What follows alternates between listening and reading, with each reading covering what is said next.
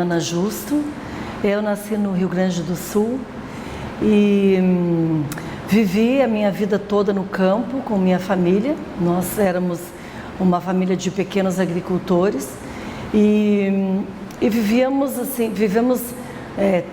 bastante dificuldade na nossa vida e durante a infância também, muitas dificuldades porque não tínhamos quase terra para plantar, tínhamos pouca terra, então era muito difícil para sobreviver. E com o tempo, quando eu cresci, eu saí de casa, fui procurar uma nova possibilidade para viver, porque não conseguimos viver todos naquela terra. E logo em seguida, em minha trajetória, quando eu era jovem, conheci o MST, muito cedo. E aos poucos fui conhecendo melhor e vendo o que significava essa luta, até mesmo para a minha vida, né? Para a minha situação, que fui uma pessoa que não tive terra, ou tive pouca terra. Com o tempo, logo então, entrei, né? Passei a fazer parte do MST, saí do meu estado, do Rio Grande do Sul, e fui morar no Nordeste do Brasil, numa cidade chamada Teixeira de Freitas, na Bahia, no estado da Bahia. E nesta cidade, então, eu conheci realmente a primeira parte da luta do MST. Nós começamos a trabalhar, a fazer as ocupações, que era para criar o MST neste estado que ainda não havia a luta do MST. Vale a pena dizer que toda essa trajetória do MST começou em 1984, no Rio Grande do Sul, e mesmo porque muitas famílias perdiam as terras, nesse período já perdiam as terras para os grandes produtores, né, para os grandes fazendeiros, e essas famílias eram obrigadas a sair da terra, a deixar a sua pequena terra e ir morar nas periferias das cidades, né? Elas não conseguiam entrar na cidade, elas ficavam no entorno da cidade e ali não tinham direito à educação, não tinham direito à saúde, os filhos muitas vezes morriam com algumas doenças. Isso me fez chamar a atenção quando eu passei a assumir, entrar no MST. As primeiras ocupações, então a primeira ocupação que eu participei, todo o processo, né, para uma ocupação, é um trajeto bastante sistemático, porque existe no MST um setor que organiza as ocupações das terras, mas são ocupações das terras improdutivas, aquelas terras que na Constituição brasileira não cumprem a sua função social. E então um setor do MST busca essas terras em todos os estados brasileiros, e é nessas terras então que as famílias sem terra vão fazer as ocupações em busca, né, de uma possibilidade de um assentamento definitivo. Neste período eu não entendia nada, não era militante ainda, era apenas uma pessoa que se engajou por achar que essa luta tinha muito a ver com a minha vida e com a vida de muitos brasileiros. Mas depois, com o passar do tempo, com a participação em toda a trajetória de luta, a ocupação, a permanência no acampamento, a organização interna do assentamento que as famílias fazem, né, todo o processo organizativo. Isso foi me dando elementos para eu realmente assumir essa luta. E eu passei então a estudar, a fazer cursos no MST e passei a ser uma militante realmente, uma militante permanente. Então depois, com o movimento, eu fui morar no Espírito Santo, no estado do Espírito Santo, onde junto com minha família nos assentamos também.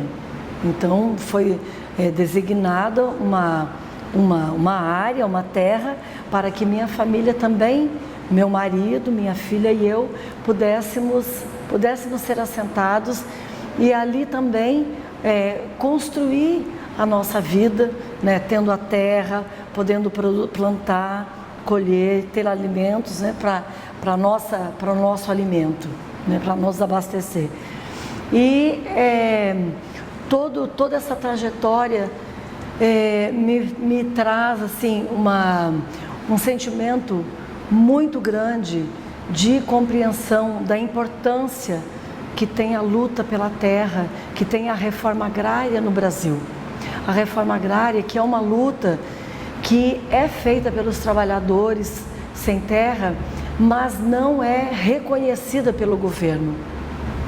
O governo, ele tem compromissos com os trabalhadores, com a luta pela terra e com a reforma agrária. Porque a reforma agrária é um setor do governo. O INCRA, né, o Instituto Nacional de Reforma Agrária, né, é um instituto criado pelo governo para trabalhar a reforma agrária. Só que o próprio governo e o próprio INCRA não criam possibilidades e são contra a reforma agrária. Então isto é um problema sério, é uma luta muito, muito difícil, né? Mas o Movimento Sem Terra não para no caminho, não desiste e vai desenvolvendo cada vez mais e criando setores, né? Então, são vários setores que são organizados, que as famílias são organizadas dentro do MST. Setor de educação, por exemplo, esse setor trabalha, cuida de que todos os assentamentos e acampamentos tenham escolas e que nenhuma criança fique fora da escola. O setor de formação, ele faz todo o processo de formação política, desde a base, desde as pessoas que estão no assentamento, até o mais alto nível da militância, né? Todos os níveis da militância existe um processo de formação permanente, né? Dentro do processo, dentro da formação, existe a Escola Nacional Florestan Fernandes, que é localizada em São Paulo e que é uma formação mais superior, né? É para os militantes que estão já num nível de formação mais elevado. Então, a Escola Nacional Florestan Fernandes, ela prepara cursos para os militantes e dirigentes do MST, mas também não só para o MST, e sim para toda a militância das organizações e movimentos sociais de toda a América Latina e de todo o mundo, né? Hoje, atualmente, a Escola Nacional Florestan Fernandes, ela é um espaço fundamental, um mecanismo fundamental para a formação da consciência de todos os povos da América Latina e do mundo, de outros países, principalmente aqueles que estão engajados, envolvidos na via campesina, e os movimentos de mulheres e todos os que fazem parte dos movimentos da América Latina e de outros países do mundo. Depois da formação, então, onde faz parte a Escola Nacional Florestan Fernandes, nós temos também o setor de saúde, que cuida, que se preocupa com a saúde dos jovens e das crianças. O setor de juventude, que se preocupa em organizar a juventude para que ela permaneça no campo, para que ela não vá morar na cidade. Para isso, existem muitas parcerias também com as universidades públicas brasileiras, as quais abrem cursos em diferentes áreas para que os militantes do movimento Sem Terra, possam participar e possam também ter a formação. Então, hoje, mais de 15 universidades federais no Brasil inteiro tem turmas, tem diferentes turmas, mais de 50 turmas, onde os militantes do MST, jovens e adultos, mulheres, todo o público do MST tem direito a estudar e assim também ser uma pessoa que pode ser vista pela sociedade e pode ter uma condição melhor de vida e não fique também alheia, afastada da própria sociedade, né? Hoje eu não participo mais, eu já participei da Escola Nacional Florestan Fernandes durante todo o processo de construção da escola, estive lá com minha família e hoje nós retornamos para o Estado, para o Espírito Santo, porque também entendemos que o retorno à base, o retorno das pessoas, dos militantes aos assentamentos de origem também é importante para que eles continuem o seu trabalho e a sua luta por sobrevivência. Então, eu faço parte atualmente do setor no MST, e ali no setor, então, a gente também pode contribuir com todo o processo de trabalho e fortalecendo em todo o tempo a luta do MST. Bom, neste momento, o Brasil, para nós, para a luta do MST, né, é um período dos mais difíceis que já existiram depois do golpe militar, que foi em 1964. É um período que mostra poucas perspectivas, porque primeiramente o golpe, né, que foi dado pela direita brasileira, tirando os governantes da esquerda e colocando governantes da direita, né, e ali tentando mudar todos os direitos, retirando todos os direitos adquiridos pela população, como especialmente a aposentadoria das pessoas mais velhas. O governo busca de todas as formas criar novas leis que possam enganar a população. Ele trabalha de uma forma que engana a população que não é esclarecida, porque tem uma grande parte da população que não conhece a vida política do país. Então, essa população que está alienada do processo não consegue entender qual a manobra que o governo está fazendo e acredita que o governo está certo. Então, é uma luta muito grande que o Movimento Sem Terra e todos os movimentos sociais e partidos políticos temos nos unido e temos feito para que possa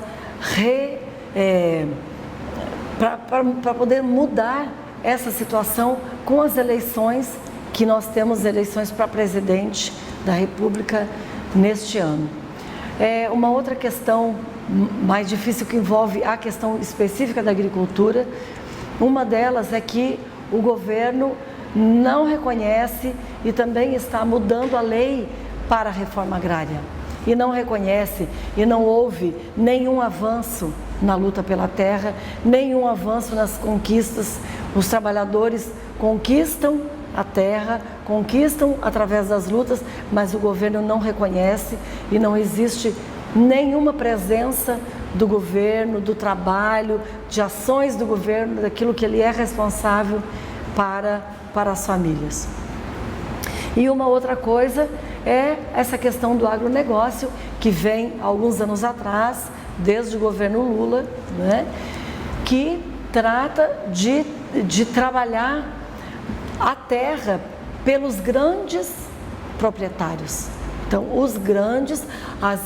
as grandes agriculturas, as grandes produções que visam apenas o exterior, que visam a exportação, não visam abastecer o mercado brasileiro, abastecer as pessoas brasileiras, né? Enquanto o Movimento Sem Terra, o movimento dos pequenos agricultores lutam por uma agricultura sustentável, por uma agricultura orgânica, que seja sem veneno, sem agrotóxico, o governo apoia, né, as grandes empresas para que cada vez mais o agronegócio se expanda no Brasil e grandes proprietários de outros países vêm também se tomar conta das terras do Brasil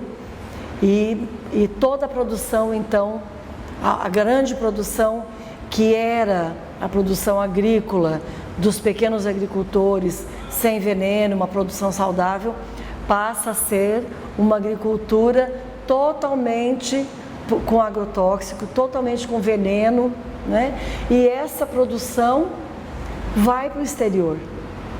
Então, de nada adianta os países que exigem que não tenha agrotóxico nos seus países. De nada adianta, porque do Brasil eles estão recebendo todo o alimento, a soja, o milho, o feijão, tudo transgênico, porque esta é a única forma de produzir em grande quantidade como o agronegócio produz. Bom, o que eu conheço, o que eu sei neste momento da América Latina também existe nos países onde também existem os movimentos, né, e os povos em luta por liberdade, por justiça, por uma vida digna. Todos esses países enfrentam grandes problemas, grandes dificuldades também, como é o caso da Venezuela, né, que existe uma direita muito forte, apoiada pelos Estados Unidos, que todos esses projetos, esses grandes projetos da burguesia, eles são apoiados pelos Estados Unidos, como sempre, né? A própria parte da militarização, né? De mandar os exércitos para os países, para esses países, é fruto, né, dos Estados Unidos, que quer, né, que quer colocar a sua ideologia em todo o mundo. Então, nos países da América Latina também, né, enfrentam, e por isso esses que têm os governos mais de esquerda, que têm os movimentos sociais, que participam das lutas mundiais, como a Via Campesina, estão todos organizados, né, em diferentes países do mundo, organizados, suas lutas canalizadas para o mesmo objetivo de libertação, né, de conseguir avanços, né, avanços de uma sociedade mais livre, com mais justiça, onde os trabalhadores, onde a juventude, as crianças, né, tenham o direito a uma vida digna, os jovens não morram assassinados pelas ruas, como tem acontecido no Brasil e em muitos países da América Latina, e que as crianças também possam sobreviver, possam ter uma vida de qualidade, possam crescer, porque também existem muitas doenças que não é de interesse dos governantes da direita em destruir, em disseminar. Então, muitas vezes também há muitas doenças que já haviam sido extintas de alguns países e depois, por falta de políticas de saúde, essas doenças retornam com muito mais força. na nossa vida, nós, pessoas, seres humanos, todos nós temos momentos, temos tempos, talvez, tempos felizes e tempos difíceis para ultrapassar, né? Eu acho que talvez os tempos, talvez não tempos de chorar, mas tempos difíceis, né? Foram os tempos da juventude, né? Os tempos mais da infância, com as dificuldades que a família tinha para nos alimentar, para nos sustentar, né? Mas eu penso que minha família sempre lutou muito para que nós, os filhos, crescêssemos com dignidade. Então, mesmo os momentos difíceis, em que achávamos que, bom, talvez amanhã não vamos ter alimento, mas sempre tinha, no outro dia aparecia, tínhamos alguma coisa para comer e nunca vivemos realmente com fome. E sempre, então, eu acho que as tristezas, os momentos tristes, difíceis, acabaram se tornando momentos alegres, porque conseguimos superar, passar aquele dia, né? Momentos difíceis em toda a vida, eu acho que na juventude, na vida pessoal, você enfrenta no casamento, você enfrenta às vezes na própria militância, que você muitas vezes não concorda com determinada situação que você está enfrentando, então você fica triste. Mas as minhas, acho que maiores tristezas talvez são mais direcionadas na luta, né? Quando em as diferentes situações em que nós tivemos derrotas no Movimento Sem Terra, quando pessoas foram assassinadas, são milhões de pessoas, né? Assassinadas, desde jovens, crianças, né? Quando, por exemplo, os policiais entram em uma ocupação e fazem um despejo, expulsam as famílias, então eles queimam os barracos, eles queimam, eles atiram com os fuzis, machucam as crianças. Então isto eu sinto muita tristeza, é muito triste, choramos enquanto militantes quando passamos por essa situação. E quando na sociedade também os pobres, os marginalizados, os negros, né? Os que não são reconhecidos pela sociedade como pessoas normais, né? Essas pessoas são massacradas, são presas, são tratadas, né, de forma diferente, né? São mortas, como foi o caso, né, anteontem, da companheira vereadora militante das lutas do povo e nascida na favela no Rio de Janeiro, Marielle Franco, que foi assassinada no meio da rua por sua luta, por seu compromisso pelos marginalizados, né? E alegrias, muitas alegrias na vida, todo o tempo, porque depois de uma tristeza, depois de um momento difícil, sempre vem um momento bom. E ser militante do MST foi a melhor coisa que eu escolhi na minha vida. Eu não poderia ter escolhido uma outra vida, um outro caminho para trilhar que não fosse no Movimento Sem Terra. Então, tudo que eu sou, tudo que eu compreendo da vida, da política, das pessoas, toda a formação que eu tive todas as possibilidades para a minha vida, minha família, né, a militância, meu marido que é militante também, minha filha, todos nós somos frutos do Movimento Sem Terra. Então, todas as alegrias são frutos desta luta e deste tempo, desses 30 anos em que a gente está comprometido com essa luta do MST.